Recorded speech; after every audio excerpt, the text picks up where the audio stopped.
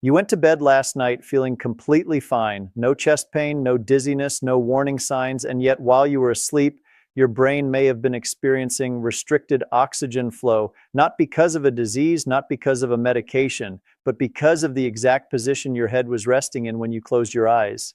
I need you to hear this carefully, because what I'm about to share has nothing to do with diet, nothing to do with exercise, and your doctor has probably never once brought it up during any of your checkups. My name is Dr. Franklin, and over the years I've spent reviewing cardiovascular and neurological research for patients in their 60s, 70s, and beyond. I've seen one silent pattern that almost nobody in mainstream medicine talks about openly. The way you sleep, the angle of your neck, the direction your body faces, the position of your spine is actively influencing how well blood reaches your brain every single night. And here's the part that stops most people cold. Stroke risk peaks in the morning hours after waking, with a 49% increase between 6 a.m. and noon, driven by the morning blood pressure surge. That isn't a coincidence. And what happens during the hours before that window, how you sleep, what position you're in, whether your body is properly recovering overnight, directly determines how vulnerable your cardiovascular system is when that surge hits. So before you dismiss this and say, "I've slept this way my whole life," I want you to stay with me, because in the next 18 minutes, I'm going to walk you through 6 sleeping mistakes ranked from surprisingly harmful to genuinely dangerous. And then I'm going to give you 2 evidence-backed positions that could be doing your brain and heart a real favor tonight. But right now, before we go a second further, do me a quick favor. Drop a comment below and tell me, are you a back sleeper, a side sleeper, or a stomach sleeper? I'll be referencing all 3 throughout this video, and your answer is going to matter very soon. Let me give you some context before we get into the list, because understanding the why is going to make everything else make sense. When you're young, in your 20s and 30s, your blood vessels are elastic. They stretch, they adapt, they compensate. Even if you sleep in a weird position, your cardiovascular system quietly corrects for it. You wake up with a stiff neck, and that's usually the end of it. But here's what changes after 60. Your arterial walls begin to stiffen. The small vessels feeding your brain become less flexible. The pressure inside your skull becomes more sensitive to changes in body position. And your blood pressure regulation system, the one that keeps everything balanced, becomes slower to respond, especially at night. Doctors call this overnight blood pressure dipping. Healthy sleepers experience a natural 10 to 20% drop in blood pressure during sleep. This is protective. This is your body recovering. But if your sleep position is wrong, if it's compressing the wrong vessels, restricting the wrong airways, or tilting your blood flow in the wrong direction, that natural protective dip gets disrupted. And what fills that gap is something far less friendly. That's the framework I want you to carry into everything that follows. Now let's get into the list. Before we continue, tell me your name and where you're watching from. I read every comment, and I'd love to know who I'm helping today. Mistake number 1, sleeping fully flat without any head elevation. Let's start with something that sounds so benign, it's almost hard to believe it could cause a problem. Sleeping completely flat. No pillow or just a thin one. Body perfectly horizontal. Spine supposedly aligned. It sounds ideal, right? Physiotherapy websites praise it. Mattress companies build their marketing around it. But there's a critical piece of the picture that nobody's showing you. When you lie completely flat, particularly after age 60, blood doesn't distribute evenly the way it does in a younger body. In the absence of gravity working in your favor, cerebrospinal fluid, the fluid that cushions your brain inside your skull, can pool. Intracranial pressure edges upward. The tiny vessels in your brain that are already dealing with years of mild wear are now under slightly more pressure than they should be for 7 to 8 hours straight. A study published in the Journal of Clinical Sleep Medicine found that even modest head elevation, as little as 15 degrees, led to measurable improvements in intracranial pressure and nighttime blood flow dynamics. Now here's the symptom most people completely misread. You wake up at 3 a.m. with a dull, throbbing headache.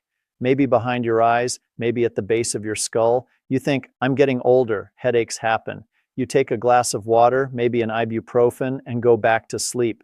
But what if that headache is your brain's way of saying, the pressure in here is too high, and it's been too high for hours. The fix here isn't complicated. It's a 15-degree elevation of your upper body, and I'll show you exactly how to achieve that safely toward the end of this video. But first, let me tell you about something even more specific. Mistake number 2, stomach sleeping, the position that twists everything. Here's one that surprises almost everyone I bring it up with, because stomach sleeping feels like it should be harmless.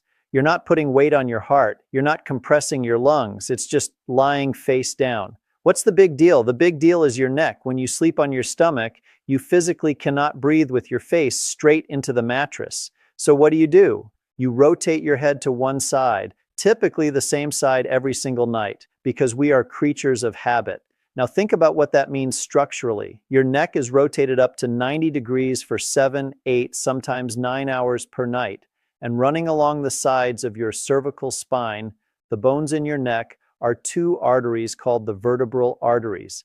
These vessels carry blood directly to your brainstem, your cerebellum, and the regions of your brain responsible for balance, breathing regulation, and coordination. When your neck is rotated significantly to one side for prolonged periods, these arteries can become kinked. Think of it like stepping on a garden hose. The flow doesn't stop completely, but it becomes restricted. And restricted flow to your brainstem for 8 hours, night after night, year after year, is not something your body simply shrugs off. Research published in the Journal of Manipulative and Physiological Therapeutics confirmed that extreme cervical rotation measurably reduces vertebral artery blood flow velocity. The study was originally focused on chiropractic manipulation, but the anatomical principle applies directly to sustained sleep positions. There's also a second problem with stomach sleeping that affects breathing. Your rib cage is pressed against the mattress. Every breath you take all night is a breath fighting against compression. Your diaphragm can't fully descend. You never reach full tidal volume. The deepest, most restorative breath your lungs are capable of.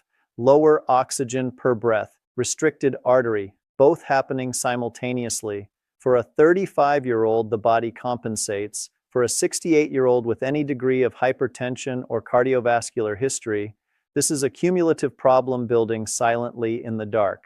If you're still here with me and finding this helpful, take a moment to type 2 in the comments. It lets me know you're watching and getting value from this. Mistake number 3, stacking multiple pillows under your head. I want to stay in the neck region for a moment because the next mistake is one that people do with the best of intentions. And it creates a very similar problem through a completely different mechanism. Stacking pillows, 2, 3, sometimes 4 of them, all under your head. People do this for real reasons: acid reflux, sinus drainage, breathing difficulties, snoring, and a small amount of elevation does help with some of these issues. I'm not dismissing that, but here's what happens when that elevation becomes excessive. Your head gets pushed forward significantly. Your chin tilts toward your chest. And that forward bend of the neck, what clinicians call cervical flexion, is exactly the position that compresses the vertebral arteries we just discussed, but this time from the front. There's also a third vessel that gets overlooked in this conversation: the internal jugular vein. This vein is your brain's primary drainage pathway. It carries used, deoxygenated blood back down from your brain toward your heart. When your neck is bent forward excessively, the jugular drainage pathway becomes partially obstructed. Blood drains less efficiently.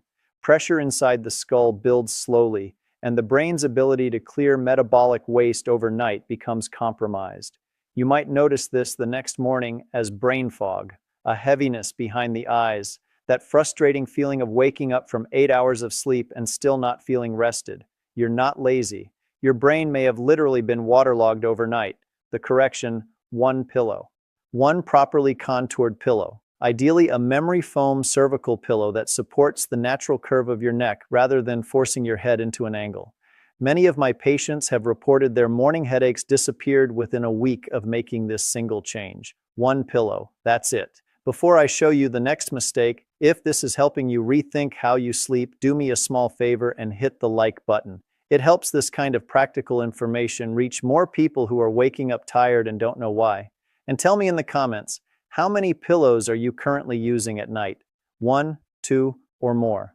I read every comment, and I'm really curious to see how common this habit is. Mistake number 4, right-side sleeping with cardiovascular history. Now we're getting into territory that is going to surprise a lot of you, because side sleeping in general is considered one of the better positions. And for most people, it is. But, and this is a significant but, the direction you face matters more than most people realize. Your heart sits slightly left of center in your chest. It has a natural orientation. And when you lie on your right side, gravity pulls your heart slightly away from its optimal resting position.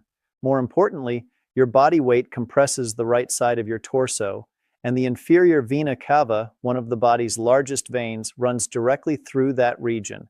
The inferior vena cava has one job: return blood from everything below your waist, your legs, your abdomen, your digestive organs, back up to your heart. When you compress that vein by lying on the right side, the return flow becomes restricted. Your heart has to work against reduced preload, which means it's pulling harder than it should just to fill each chamber properly. For a healthy person, this is compensated for easily. But for someone over 60 managing borderline heart function, mild heart failure, or chronic high blood pressure, your heart is already running close to its ceiling. Adding unnecessary nightly resistance is like running your car engine 10% harder every single night for years. The cumulative wear is real. The European Journal of Heart Failure published findings that patients with heart failure naturally and instinctively avoided right-sided sleeping. Their bodies had detected the discomfort before their minds consciously identified why. That instinct is worth listening to. If you commented right-side sleeper earlier, this one was written for you. Keep watching because the solution at the end is going to address this directly. Mistake number 5.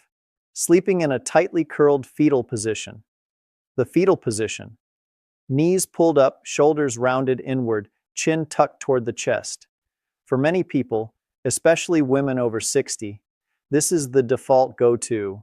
It feels warm, it feels protected, like the body is wrapping itself in a hug. And emotionally, I understand the appeal, but physiologically, 3 things go wrong simultaneously. First, your lungs are compressed. The rib cage can't fully expand. Every breath is shallower than your body needs. Tidal volume drops. Blood oxygen saturation dips incrementally with every breath across a full night's sleep. Second, the blood vessels running through your hip joints and knees, particularly the popliteal vessels behind the knee, get bent and partially compressed. Circulation to and from the lower limbs is reduced. If you already have a tendency towards swollen ankles or poor leg circulation, this position makes both worse. Third, your neck is flexed. We've talked about what that does to vertebral artery flow and jugular drainage. All of the same concerns apply here, just through a whole body version of the same compression pattern. Research in respiratory physiology and neurobiology documented that sustained spinal flexion during sleep measurably reduces tidal volume, the amount of air inhaled per breath. Multiply a 10% reduction across every breath in an 8-hour night, and you're talking about significantly less oxygen delivered to already aging brain tissue. If this is you, if you curled up tonight the way you have for 30 years, the adjustment doesn't have to be dramatic. A body pillow between your knees and a slight opening of the hip angle. Small changes, real improvements. Mistake number 6, late eating, alcohol, close to bedtime. This is the one that brings together everything we've discussed and amplifies it, and it's the most socially common mistake on this entire list. You finish dinner at 7:30, maybe a glass of wine while watching television. Bed by 10. That sounds like a perfectly normal evening for millions of adults over 60. Here's what's happening inside you while you sleep after that scenario. After a large meal, your body reroutes blood to the digestive system. Significant blood volume is redirected away from your brain and heart toward your gut. In younger bodies, the redistribution is seamlessly managed. In older bodies with less arterial elasticity and slower autonomic nervous system response, this shift can create transient drops in cerebral blood flow, moments where the brain is subtly undersupplied. Now add alcohol. Alcohol is a vasodilator. It relaxes and widens blood vessels. That causes your blood pressure to drop. Your body senses this and compensates by constricting vessels and raising pressure again. Blood pressure yo-yos, up, down, throughout the night. And in vessels that are already dealing with some degree of plaque, stiffness, or age-related fragility, that oscillation causes stress on arterial walls. The American Journal of Hypertension studied this exact pattern and found that even moderate alcohol consumption within 3 hours of sleep disrupted the natural nighttime blood pressure dip that healthy sleepers experience. Without that dip, overnight cardiovascular strain increases meaningfully. What does this look like in real life? You wake up at 2 a.m., heart hammering, sweating slightly, you think it was a vivid dream, you tell yourself you just need water, but what you experienced may have been your vascular system trying to stabilize itself through a wave of pressure fluctuation it wasn't equipped to handle gracefully. The recommendation: finish eating at least 3 hours before bed. If you drink alcohol, stop 4 to 5 hours before you sleep. Take a 15-minute gentle walk after dinner. Not exercise, just movement. That simple act begins digestion, normalizes blood sugar, and gives your cardiovascular system a chance to settle before you go horizontal. The 2 positions your brain actually wants. Position 1, left side sleeping. This is, without question, the most evidence-supported sleep position for cardiovascular and neurological health in adults over 60. When you sleep on your left side, gravity works in alignment with your heart's natural orientation. The inferior vena cava, the vein we discussed, runs on the right side of your spine. Left side sleeping takes compression off that vein entirely, allowing blood to return to the heart from the lower body freely and efficiently. Your heart works less. Circulation stabilizes, but here's the discovery that truly changed how sleep researchers think about position. About a decade ago, scientists identified a system called the glymphatic system. Think of it as the brain's overnight janitorial crew. While you sleep, cerebrospinal fluid pulses through the spaces between your brain cells, flushing out metabolic waste products, including amyloid beta and tau proteins, the same proteins found in excessive quantities in the brains of Alzheimer's patients. A landmark study published in the Journal of Neuroscience found that this glymphatic clearance is most efficient when you sleep on your side, and the left side appears to offer slightly better drainage geometry due to the brain's natural asymmetry and the direction of cerebrospinal fluid flow. This means left side sleeping isn't just about tonight's circulation. It's about whether your brain is adequately clearing the waste products that, over decades, accumulate into cognitive decline. If you've never been a side sleeper, use a full-length body pillow to support your front. It prevents you from rolling. Put a pillow between your knees to keep your spine neutral. Give it 7 days, your body will adapt faster than you expect. Position 2, back sleeping with a 15-degree elevation. For those who truly cannot tolerate side sleeping, joint pain, shoulder arthritis, or simply decades of back sleeping habit, there is a safe, effective alternative: elevating your upper body between 15 and 30 degrees. Not just stacking pillows under your head, the entire upper torso needs to be elevated on a gradual incline. A wedge pillow works well. An adjustable bed frame works even better. What does this achieve? It uses gravity to assist blood return from your lower body. It reduces the pooling effect on intracranial pressure that flat back sleeping creates. It keeps your airway more open, which improves oxygen delivery throughout the night. And if you add a small pillow under your knees to maintain the natural lumbar curve, you achieve what sleep researchers call a zero-gravity posture, where pressure is distributed across your entire body evenly, minimizing strain on any single vessel or joint. This position is particularly beneficial if you experience mild sleep apnea, frequent morning headaches, swollen legs, or have been told your blood pressure remains high even while asleep. Position alone isn't the complete picture. Your sleep environment shapes whether your cardiovascular system recovers or labors through the night. Temperature. Keep your bedroom between 65 and 68 degrees Fahrenheit. A cooler environment helps your core temperature drop, the trigger for deep restorative sleep. It also naturally lowers nighttime blood pressure. Too warm, and your heart rate stays elevated, keeping you in shallow sleep stages where no meaningful cardiovascular recovery happens.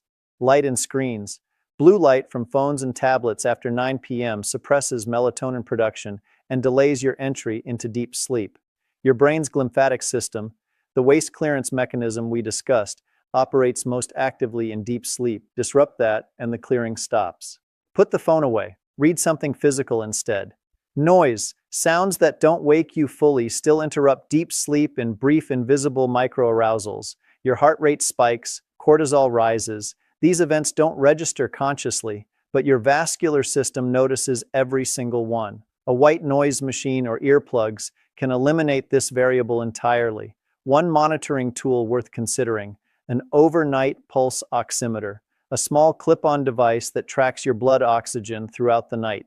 If your oxygen regularly drops below 92%, that's a conversation you need to have with your doctor. It could point to sleep apnea, circulation issues, or early respiratory problems, all of which significantly increase stroke risk. This is data your physician will actually want to see. Here's what I need you to take away from this video. Your risk of stroke doesn't clock out when you fall asleep. In many ways, the hours between midnight and dawn are the most critical hours in your cardiovascular day. And the position your body is in during those hours is something you have direct, immediate, zero-cost control over. Pick one thing from today. Just one. Switch to your left side tonight. Elevate your head 15 degrees. Stop eating within 3 hours of bed. Trade 3 stacked pillows for 1 contoured one. Any single one of these is not a small thing. It's a consistent nightly intervention that compounds over weeks, months, and years. Now drop a comment below and tell me, which change are you going to make first? Reading your answers genuinely helps me understand what you're dealing with, and it might help someone else in this community recognize a pattern they've been ignoring. If this video gave you something your doctor's appointment never has, please hit the like button and share it with someone who needs to hear it.